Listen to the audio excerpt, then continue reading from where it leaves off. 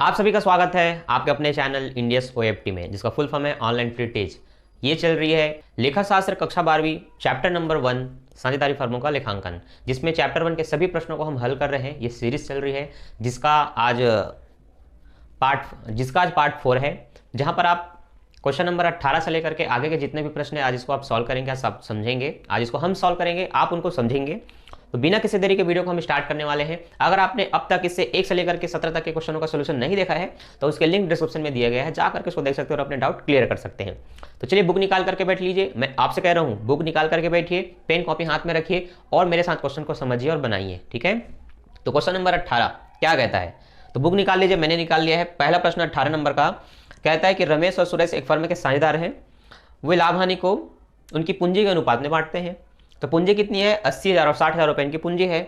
Firm ने 1 अप्रैल 2005 को इन्होंने व्यवसाय शुरू किया और साझेदारी फर्म के अनुसार पूंजी और आहरण पर क्रमशः 12 से 10% की दर से ह्रास लगाया जाता है, वार्षिक दर से, ठीक है। रमेश और सुरेश 2,000 और 3,000 रुपये प्रति माह वेतन पाने के अधिकारी हैं। वर्ष की समाप्ति पर 31 मार्च 2006 को उपयुक्त संयोजन के पूर्व लाभ कितना है, 1,30,000 रुपये था। रमेश तथा सुरेश के आहरण है 40,000, 50,000 रुपये। आहरण की रकम पर ब्याज था आहरण की रकम पर ब्याज रमेश के लिए 2,000 रुपये तथा सुरेश के लिए 25 रुपये बनते हैं। मतलब ब्याज पहले से निकला है, आपको निकालने का आवश्यकता नहीं है। इनकी पूंजी को अस्थिर मानते हुए लाभ हानि नियोजन खाता तथा पूंजी खाता बनाइए। जब स्पष्ट रूप से प्रश्न ये कहे कि पूंजी अस्थिर हो, मतलब सिर्फ लाभ हानि और पूंजी खाता बनाना है और खेल खत्म, ठीक है। तो क्वेश्चन नंबर 18 ध्यान से देखिए। सबसे पहले पूंजी पर ब्याज निकालना है जो कि 12% निकलेगा। तो 80,000 का 12% निकालना है और 60,000 का 12% निकालना है। तो 12 छक्के 72, 12 अट्ठे 96। तो देखिए हमने लिखा पहले का 12 अट्ठे 96, फिर 12 छक्के 72, ठीक है। 80,000 का 2 जीरो काट दीजिए, फिर आप 800 कितना बचेगा, 80,000 में 800 गया, हाँ 800 बचेगा। 800 से 12 से गुणा करेंगे तो फिर आपका आएगा 9,600 रुपये। सेम 60,000 में 2 जीरो घटाइए, 600 है। 600 का अगर आप 12 से गुणा करते हैं तो 720 निकलेगा। तो ये आपके वो अमाउंट है जिनको टोटल करेंगे तो आपका हो जाएगा 16,800 रुपये। तो पूंजी पर ब्याज कितना निकला, 16,800 निकला। सेकंड देखिए वेतन, तो इनको प्रति माह वेतन मिलना था, एक को 3,000 रुपये और एक को 2,000 रुपये। तो 12 से गुणा करेंगे क्योंकि साल भर का हम खाता बना रहे हैं एक बार। तो 12 दूनी 24,000, 12 की 36,000 रुपये। दोनों को जोड़ेंगे तो इनका हो रहा है टोटल 6,000 रुपये। अतः इनका कुल वेतन कितना हुआ, दोनों का 6,000 रुपये हुआ, ठीक है। शुद्ध लाभ कितना है, तो शुद्ध लाभ है 1,03,000 रुपये। आहरण पर ब्याज निकल चुका है, एक का 2,000, एक का 2,500। दोनों को लिख करके जोड़ के इस तरह प्रॉफिट साइड में लिख लेंगे, क्लियर। अब टोटल आपका प्रॉफिट कितना हुआ, तो 1,04,800 इनको जोड़ने के बाद, ठीक है। 1,04,800, उस 1,04,800 में इन दोनों को घटाएंगे जो कि पूंजी पर ब्याज और कुल वेतन है। तो पूंजी पर ब्याज है 16,800, वेतन है इनका टोटल 60,000, मैंने 6,000 कह दिया था, टोटल 60,000 है। तो 60 और 16 को जोड़ेंगे तो 76,800 हो रहा है। 1,04,000 में 76,800 को घटाएंगे तब आपका आंसर आएगा 28,000 रुपये। अब आपको क्या करना है, इनको इनके पूंजी के अनुपात में बांटना है। पूंजी क्या था, 80,000 और 60,000 था। 80,000 और 60,000 में तीनों जीरो को काट दीजिए इनका। अब आपके पास क्या बचा, 4 जीरो कटने के बाद अब आपके पास बचा 8 और 6, 2 चौक 8, 2 तिया 6, 4 अनुपात 3, मतलब 4/7, 3/7 इनका अनुपात है। उस अनुपात में बांटेंगे तब आपका एक का निकलेगा 16,000, दूसरे का निकलेगा 12,000। इस तरह से आप इनका लाभ हानि खाता बनाएंगे, पूंजी पर ब्याज वेतन लिख करके और लाभ और आहरण पर ब्याज लिख करके, ठीक है। ये आपका जैसे ही कंप्लीट होगा अब आपको अस्थायी पूंजी खाता बनाना है, जो कि मैंने यहाँ पर बनाया है। परिवर्तनशील भी आप समझ सकते हैं या अस्थायी, ठीक है। अब देखिए प्रश्न में सबसे पहले लिखना है पूंजी जो कि है 80,000 और 60,000। हमने लिखा शेष लाया गया 80,000, 60,000, दिख रहा है आपको, क्लियर, ठीक। अब हमने लिखा पूंजी पर ब्याज जो कि निकल चुका है 9,600, 7,200, हमने लिख लिया 9,600, 7,200। वेतन तो एक का 24,000, एक का 36,000 रुपये, ये भी लिख लिए, क्लियर। अब क्या लिखना है, लाभ हानि जो बांटे, तो 16,000, 12,000 इनको भी लिख लिए, सबको टोटल कर देंगे। उस तरफ आहरण लिखेंगे, तो आहरण उन्होंने कितना किया था, तो उन्होंने 40 से 50,000 आहरण किया था। तो पहले ने 40,000, दूसरे ने 50,000। ब्याज निकल चुका है तो ब्याज उसके नीचे लिखेंगे। टोटल जो इस तरफ आया है इनका दोनों का, उन टोटल में से इन दोनों को जोड़ के घटाएंगे तो फिर आपका शेष निकलेगा 87,600 और 62,700 रुपये। यही आपका पूंजी खाते का शेष है, ठीक है। ये जैसे आपने निकाल लिया आपका खाता हुआ कंप्लीट, आपका प्रश्न हो गया कंप्लीट। आपने प्रश्न को पूरा बना लिया। तो कैसे लाभ हानि, कैसे पूंजी खाता, डाउट होता है तो तुरंत कमेंट करें, बाकी मैंने तो क्लियर समझा दिया। अब हम देखेंगे क्वेश्चन नंबर 19, ठीक है। तो बुक नहीं निकाले तो निकाल करके बैठिए। अगला देखिए, पारस, विकास और नितिन 3 साझेदार हैं जिनकी पूंजी है 10, 8 और 6,000, 10,000, 8,000, 6,000 रुपये। अनुपात है 3-1-1, 3-1-1, ठीक है। अगला 5% की दर से ब्याज निकालना है। पारस को 800 रुपये और विकास को 600 रुपये प्रति वर्ष वेतन मिलना है। वार्षिक फर्म का वार्षिक लाभ हुआ है, मतलब फर्म को उस वर्ष लाभ हुआ था 6200 रुपये का, और निजी प्रयोग के लिए 500 रुपये निकाले गए लाभ में से। उपयुक्त व्यवहार के लिए लाभ हानि खाता। अब पूंजी को स्थिर भी मानना है, परिवर्तनशील भी मानना है। अब मतलब 4 खाते बनेंगे, एक लाभ हानि बनेगा, स्थायी मानेंगे तो फिर चालू खाता और पूंजी खाता बनेगा, परिवर्तनशील में फिर पूंजी खाता बनता ही है। तो 19 नंबर के क्वेश्चन में बहुत सारे काम करना है, तो फिर इसको ध्यान से देखिए। सबसे पहले वर्ष का शुद्ध लाभ है 6200 रुपये, लिख लिया हमने 6200 रुपये शुद्ध लाभ। पूंजी पर ब्याज निकालना है 5% की दर से, तो 10,000 का 5% 500, 8,000 का 5% 8 पंचे 40 400, 6,000 का 5% 6 पंचे 30 300, इसलिए हमने लिखा 500 400 300, टोटल करेंगे तो 1200। स्पष्ट दिख रहा है आपको? ठीक। अब देखो वेतन, वेतन स्पष्ट रूप से दिया है 800 600 रुपये वार्षिक, तो कुछ नहीं, बस वेतन लिखो, उनका नाम लिख दो जिनको मिलना है, 800 600 टोटल 1400 रुपये। क्लियर? अब कुछ नहीं है इसमें लिखने के लिए, वेतन मिलना था, पूंजी पर ब्याज लगाना था, लगा दिए। तुरंत लाभ में से इनको घटाएंगे, जो बचा 3600 रुपये, इनको इनके अनुपात में बांट देंगे 3 1 1 में, तो एक को मिलेगा 2160, दूसरे को 720 720 मिलेगा, दोनों को हो गया आपका लाभ हानि खाता खत्म। स्थायी पूंजी खाता के हिसाब से अगर आप खाते बनाने चाहते हैं तो सबसे पहले स्थायी पूंजी बनाना है आपको। तो ये रहा आपका स्थायी पूंजी, जिसमें इनकी पूंजी बस लिखना है, जो कि पहले का 10,000, दूसरे का 8,000, तीसरे का 6,000 है, उन्हीं को शेष लेकर 10,000 8,000 6,000 लिखेंगे, डबल राशि से बैलेंस कर देंगे, खत्म। जैसे आपने स्थायी पूंजी खाता बनाया, आपको चालू खाता बनाना पड़ता है, तो ये उसका चालू खाता है, जहां पर पूंजी को छोड़ करके सबको लिख लेना है कि वेतन कितना मिला, कमीशन कितना दिया, पूंजी पर ब्याज क्या है, आहरण क्या है, सबको इसमें लिखना है चालू खाते में। तो अब ध्यान से देखिए, पूंजी पर ब्याज हम सबसे पहले लिखेंगे 500 400 300 जो निकाल चुके हैं उसको लिख लिए। वेतन लिखेंगे, वेतन है 800 600 रुपये, इसको लिख लिए। लाभ हानि निकला था उनको भी लिख लिए। इस तरफ लिखेंगे आहरण या आहरण पर ब्याज जो भी दिया होगा। आहरण दिया है 500 500, प्रत्येक 500 रुपये आहरण करते हैं प्रत्येक साझेदार, इसलिए 500 सबके में लिख लेंगे। इनका टोटल करेंगे तो इनका टोटल हो रहा है 3,460, 1,720, 1,020, उनमें से इनको घटाएंगे 500 को, तो 2,960, 1,220 और 520 रुपये, ये आपका बैलेंस है। अब ये आपका चालू खाता हुआ कंप्लीट। अब आपको क्या बनाना है, अब आपको परिवर्तनशील पूंजी मान करके पूंजी खाता बनाना है साझेदारों का, वो मैंने यहाँ बनाया है, इसको ध्यान से देखिए। ठीक है, ये तो उनका था, अब ये तो इसका है 19 वाले का। ठीक है, इसलिए मैंने यहाँ 19 भी लिख दिया, ये 19 का है। तो सबसे पहले आपको ध्यान रखना है, इसमें पूंजी लिखना है, फिर हर वो चीज जो चालू खाते में लिखा गया वो यहाँ भी रहेगा। तो सबसे पहले पूंजी 10 8 6, वेतन 800 600, पूंजी पर ब्याज 500 400 300, लाभ हानि 2,160 720 720, आहरण, अब सबको जोड़ करके उस आहरण को घटा देंगे तो फिर आपका शेष है। Is that clear? तो चालू खाता बन गया, मतलब ये तो तुरंत बन जाएगा, या इसको पहले बनाते तो फिर चालू खाता तुरंत बन जाएगा। ये काफी सरल हो गया। अब तक आपने 3 से 4 क्वेश्चन देख लिया। आई होप आपने मेरे पहले की सीरीज को देख ली है, नहीं देखा तो डिस्क्रिप्शन में लिंक दिया है, जाकर उसको देखिए और अपने डाउट क्लियर करें। ठीक, अब मैं बनाऊंगा इसके आगे के प्रश्न, जहां पर अब आपको ऐसे बड़े बड़े अलग अलग खाते नहीं बनाना, अब आपको सिर्फ गणना के कार्य सीखना है। आहरण पर ब्याज की गणना कैसे होती है, पूंजी पर ब्याज की गणना कैसे होती है, लाभ की गारंटी क्या होती है, वगैरह वगैरह। अब आपको थोड़ा रिलैक्स होगा, आपको बहुत सारे खाते नहीं बनाना है, आपको सिर्फ गणना करने का काम सीखना है। इसके लिए आपको कैलकुलेशन बहुत अच्छी होनी चाहिए, चीजों को फटाक से कैचअप करना है। अब मैं हूं साथ, तो डरने की क्या हो बात, चलिए हम इसको बनाते हैं, इसको तुरंत मिटा करके। तो अब अपना नया पेज स्टार्ट कर लीजिए आप भी। तो चलिए अब आप सीखेंगे पूंजी पर ब्याज की गणना। पूंजी पर ब्याज की गणना का सबसे पहला प्रश्न है प्रश्न नंबर 20, जहां पर क्या कहा गया है, रानी और सुमन साझेदार हैं जो 80,000 और 60,000 रुपए लगाते हैं पूंजी के रूप में। रानी ने 10,000 और सुमन ने 15,000 रुपए निकाल लिए। वर्ष का लाभ था 50,000 रुपए। ठीक है, सुमन और रानी और सुमन का अनुपात था 3:2। इन सबको इग्नोर करके बस आपको लास्ट में ये पढ़ना है जहां लिखा है पूंजी पर ब्याज की गणना 12% वार्षिक दर से 31 मार्च 2016 को समाप्त होने वाले वर्ष के लिए निकालिए।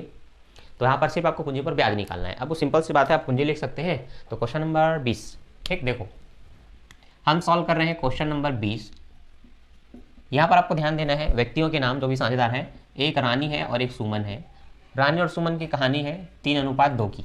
ठीक है, अब आपको याद रखना है पूंजी के रूप में एक लगाते हैं 60, एक लगाते हैं 15। ठीक है, तो पूंजी फिर कितनी है दोनों की, तो वो मैं यहीं पर लिख लेता हूँ 80,000 रुपये, 60,000 रुपये। ठीक है, अब इस पर कौन से दर से ब्याज लगाया जाएगा, तो 12% वार्षिक दर से। ठीक है, चलो अब ब्लैक पेन की काम खत्म, अब ब्लू पेन की काम शुरू। अब आप स्टार्ट करेंगे पूंजी पर ब्याज। तो रानी के पूंजी पर ब्याज निकालेंगे, तो रानी की पूंजी 80,000 रुपये, 80,000 का 12% निकाल लेना है। 2 0 से 2 0 कट गया, 12 शून्य 0, 12 शून्य 0, 12 8 96, मतलब 9,600 रुपये। अगर आप सुमन का निकालना चाहेंगे तो सुमन का है 60,000 रुपये की पूंजी। 60,000 गुणित आपको 12/100 लिखना है। 2 0 से 2 0 कटा, 12 शून्य 0, 12 शून्य 0, 12 पंचे 12 छक्के 72, में 12 पंचे 60 कह रहा था ये।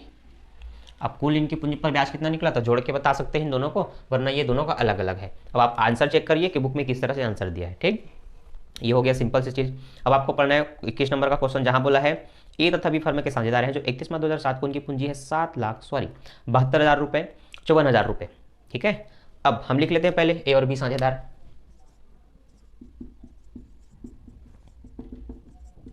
इनका लाभ हानि अनुपात क्या है, नहीं बताया है। ठीक है, ठीक है, तो अब नहीं बताया तो हम भी क्या करेंगे, सिर्फ इनकी पूंजी लिख लेते हैं। ठीक है, तो अब याद रखना मैं पूंजी लिख रहा हूँ, एक का है 72,000, दूसरे का कितना है 54,000। चलो भैया, ये हमने पूंजी लिख ली। ठीक है, अब उनके आहरण अलग अलग दिया गया है, उनसे कोई काम नहीं अभी हमें बस ध्यान देना है पूंजी पर ब्याज की गणना किस तरह से की जाती है। तो पूंजी पर ब्याज की गणना 10% वार्षिक दर से की जाती है। ठीक है, तो दर है यहाँ पर 10% वार्षिक। अब तुरंत आपको क्या करना है, ए का निकालना है। तो ए का पूंजी है 72,000 गुणित 10/100। 10% जिस भी राशि का निकालना है उस राशि का एक संख्या को आप गायब कर दें या वहाँ दशमलव लगा दें उस संख्या के पहले, तो ये जो बचेगा वो आपका 10% है, मतलब 7,200।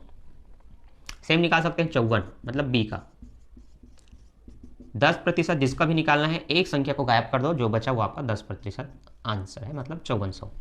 ठीक, ये हो गया।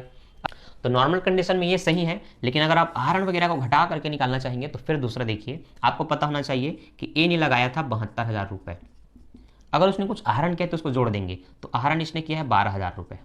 इस तरह से इसकी पूंजी हो जाती है 84,000। कितनी हो जाती है 84। लेकिन अगर इसको लाभ कुछ मिलना है लाभ, तो उस लाभ को क्या कर दूंगा मैं, माइनस कर दूंगा। इसका मतलब 84,000 में मैं 24,000 को घटा दूंगा। 24,000 कैसे, तो 48,000 को बराबर बांटेंगे तो 24,000 आएगा। ठीक है, तो अब इसकी प्रारंभिक पूंजी निकलेगी। क्या निकलेगी, प्रारंभिक पूंजी। तो ये फिर कितना बचा, इन दोनों को माइनस करने के बाद इसका बचा 60,000। अब आपको जो निकालना है पूंजी पर ब्याज, वो इस तरह से निकालना है, प्रारंभिक पूंजी पर ब्याज। ठीक है, तो दोनों तरीका सीख करके रखिए, आपके लिए बहुत हेल्पफुल है। तो 60,000 गुणित कितना परसेंट की दर है, देखो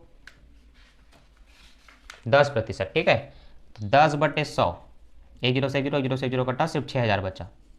अब बुक में देखो कौन सा आंसर को ले रहा है, अगर बुक में ये आंसर ले रहा है तो फिर इसके हिसाब से सही है, बुक में अगर ये आंसर ले रहा है तो फिर इसके हिसाब से सही है। ठीक है, अब ऐसा इसलिए बनाया क्योंकि पहला आंसर उसने इसके हिसाब से लिया, अब दूसरा इसके हिसाब से ले रहा है तो फिर ये सही है, तो फिर ये भी सीखिए, आप दोनों सीखिए ताकि आपको दोनों का नॉलेज रहे। ठीक, अब बी लगा रहा है 54,000 रुपये, कितना लगा रहा है 54,000, और उसने आहरण किया 18,000। इस प्रकार उसकी कुल पूंजी हो गई 72,000। ठीक है, अब हम क्या करेंगे, लाभ को घटा देंगे। तो लाभ को मैंने माइनस किया, ठीक है, जो कि है 24,000 रुपये। माइनस करने के बाद इसका जाएगा 70 में 20 गया 50, 52 और 48,000। ठीक है, 48,000 का अगर मैं निकालता हूँ 10%, मतलब वो 4,800 आएगा। ठीक है, तो प्रारंभिक पूंजी पर ब्याज आया 4,800 रुपये। तो कुल मिला के 10,800 होगा। तो आप देख लीजिए आपके बुक में क्या आंसर लिया जा रहा है, फिर उसके हिसाब से सही है। ठीक है, चीज़ें समझ में आई। और देखिए अभी बहुत सारे प्रश्न करने हैं हमें। अगला प्रश्न 22 नंबर का, ए बी सी साझेदार है जिनकी पूंजी है 15,000, 7,500, 3,000 रुपये। उनकी पूंजी पर 5% ब्याज पाने के अधिकारी हैं। वर्ष का लाभ ब्याज देने के पूर्व 1,500 रुपये है। स्पष्ट है कि लाभ का विभाजन किस प्रकार होगा। अच्छा, स्पष्ट करना है कि लाभ का विभाजन किस प्रकार होगा, जब पूंजी पर ब्याज दिया जाता हो और लाभ समान बांटा जाता हो, पहला कंडीशन। दूसरा कंडीशन, जब पूंजी पर ब्याज नहीं दिया जाता हो और लाभ पूंजी के अनुपात में बांटा जाता हो। ठीक है, दोनों कंडीशन को सॉल्व करेंगे। तो पहला कंडीशन, जब पूंजी पर ब्याज दिया जाता हो और लाभ को समान बांटे, इस तरह से जब अगर प्रश्न दिया जाता है तो पूंजी पर ब्याज दिया जाता है मतलब लगाना पड़ेगा, तो ये सिंपल लाभ हानि खाता हो गया, आप उसके तरह से बना सकते हैं। ठीक है, देखिए अगर मैं क्वेश्चन नंबर 22 को सॉल्व करता हूं तो आपको ध्यान देना है, हम यहाँ लाभ हानि खाता बनाएंगे। क्या बनाएंगे, लाभ हानि नियोजन खाता, जहां पर आपको पूंजी पर ब्याज लिखना है। तो विवरण लिख करके आप लिख सकते हैं पूंजी पर ब्याज। ठीक है, और उस तरफ क्या लिख सकते हैं, लाभ लिख सकते हैं। तो देखिए पूंजी पर ब्याज निकालेंगे, राशि कितनी कितनी है इनकी, 15,000, 7,500 और 3,000 रुपये, जिस पर 5% निकालना है। तो 15,000 का 5% होगा 750। कितना होगा 750, ABC। अगला का पूंजी कितना है 7,500 है, 7,500 का आधा हो जाएगा, मतलब 5% होगा 375, इसलिए इसका लिखेंगे 375। अगला है 3,000, 3,000 का अगर मुझे 5% निकालना है तो वो हो जाएगा 150 रुपये। कितना हो जाएगा 150। ठीक है, फिर इनकी टोटल पूंजी कितनी हो गई, पूंजी पर ब्याज कितनी हो गई, तो जोड़ेंगे तो 50 मिला के 800, 800 900, 900 1,000, 1,275। तो ये कुल हुए 1275। ठीक है, अब हम देख लेते हैं लाभ कितना हुआ है, उसको भी लिख लेंगे। तो लाभ हुआ है इस वर्ष 1500 का, ये हमने 1500 का लाभ लिख लिया। ठीक है, अब आपको करना क्या है, बस दोनों को आपस में माइनस कर देना है और देखना क्या आपका आंसर क्या आता है। तो 1500 में 1275 घटाने के बाद आपके पास जो अमाउंट आएगा वो होगा 225। कितना होगा, 225। इस 225 को अगर आप समान अनुपात में बांटते हैं, क्योंकि लाभ हानि को बराबर बांटा जाए बोला है, इसका मतलब पहले इसको मैं बैलेंस कर देता हूं। तो 1500 से बैलेंस हुआ दोनों पक्ष। अब जो बचा 225 वो लाभ हानि है, जिनको बराबर बांटेंगे ए बी सी को। तो आपको याद रखना है इसको 3 से काटेंगे तो 3 सत्ते 21, 3 पंचे 15, मतलब 75 रुपये तीनों का आएगा, तीनों जोड़ करके ये आएगा।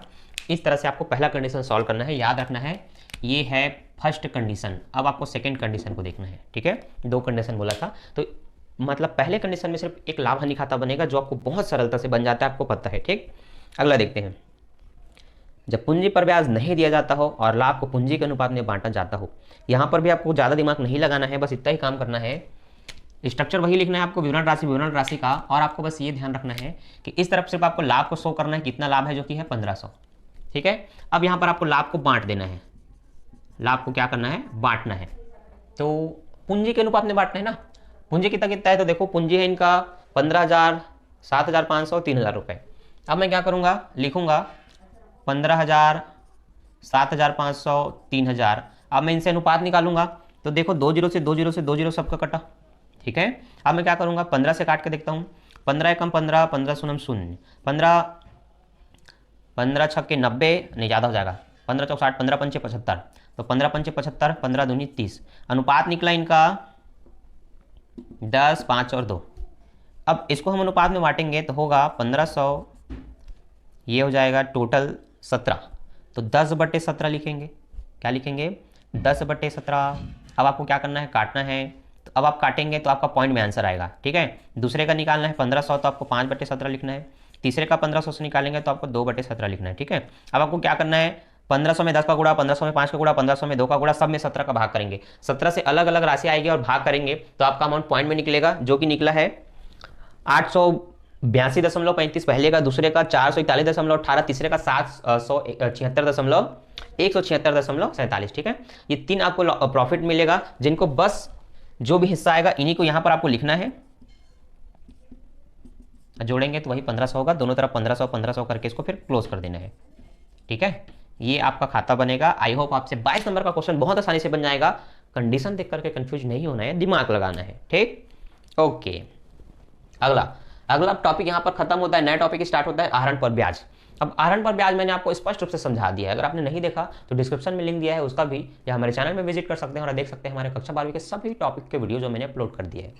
ठीक, अब आहरण पर ब्याज क्या होता है, सिंपल सी बात है, साझेदार जिस राशि को आहरण करेंगे उस आहरण पर मतलब उस आहरण राशि पर ब्याज निकाला जाता है। अब आहरण पर ब्याज निकालने के कुछ कंडीशन है। देखा जाता है कि साझेदार ने कब आहरण किया राशि को।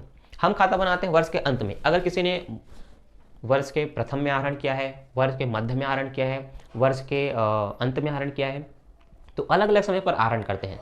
तो जितने समय में आहरण किया है उस समय से लेकर के साल के अंत तक आपको आहरण निकालना है। सपोज दिसंबर में खाता हम क्लोज करते हैं, किसी ने नवंबर में आहरण किया तो नवंबर दिसंबर 2 ही महीने का उसको ह्रास देना पड़ेगा, मतलब ब्याज देना पड़ेगा, है ना। किसी ने जुलाई में निकाला तो जुलाई अगस्त सितंबर अक्टूबर नवंबर दिसंबर 6 महीने का देना पड़ेगा उसको ब्याज। तो जो साझेदार जिस समय पे ब्याज निकालेगा, मतलब आहरण करेगा राशि, उस महीने से लेकर के दिसंबर तक गिनकर आपको ब्याज निकालना है। सेकेंड, इसमें जो स्पष्ट आपको नियम सीखना है वो ये सीखना है कि जब कोई साझेदार वर्ष के शुरुआती महीने में, जैसे मान लीजिए जनवरी आपका शुरुआत महीना है या अप्रैल आपका शुरुआत महीना है, इसी महीने में कोई एक ही तारीख को आहरण कर देता है, कोई 30 तारीख को आहरण कर देता है, कोई 15 तारीख को आहरण कर देता है। तो शुरुआती महीने में कोई अगर एक ही महीने के अंदर 3 अलग अलग समय पे आहरण कर दे, माह के प्रथम में, माह के अंत में, माह के मध्य में, तो फिर किस तरह से आपको लगाना है उसको बड़े ध्यान से समझ लेना है ताकि आपसे गलती ना हो। ठीक है, तो देखिए 3 तरह के कंडीशन आपको याद रखना है। जब भी माह के प्रथम में आहरण किया जाएगा तो आपको याद रखना है आहरण पर ब्याज माह के प्रथम में आहरण होगा तो आपको 12+1 करना है। क्या करना है, 12+1/2। अगर माह के मध्य में आहरण करना है, माह के मध्य में, तो 12/2, ठीक है। माह के अंत में अगर कोई आहरण करता है तो 11/2 करना है। क्या करना है? 11/2। ये 3 कंडीशन आपको याद रखना है, और अगर आप याद रख लेते हैं तो फिर आपको दिक्कत नहीं होगा, ठीक है। अब प्रश्न कैसे होंगे? तो आपको एक अमाउंट दिया रहेगा और एक स्पष्ट रूप से समय दिया रहेगा, ठीक है। अब आपको देखना है कि इनको आप शॉर्ट में क्या लिख सकते हैं। तो देखिए, इनको आप ये लिख सकते हैं, इनको आप ये लिख सकते हैं, और इनको आप ये लिख सकते हैं। 13 का आधा 6.5 होगा, 12 का आधा 6 होगा, 11 का आधा 5.5 होगा। तो इस तरह से आपको निकालना है और अपने क्वेश्चन को सॉल्व करना है, ठीक है। अब एग्जाम्पल के लिए हम प्रश्न नंबर 24 को देखते हैं, जहां पर बोला गया है वर्ष के दौरान उन्होंने 6,000 रुपए व्यवसाय से निजी प्रयोग के लिए निकाले, 10% की दर से हराज दिया जाना है आहरण पर, मतलब 10% की दर से आहरण पर ब्याज लगाना है।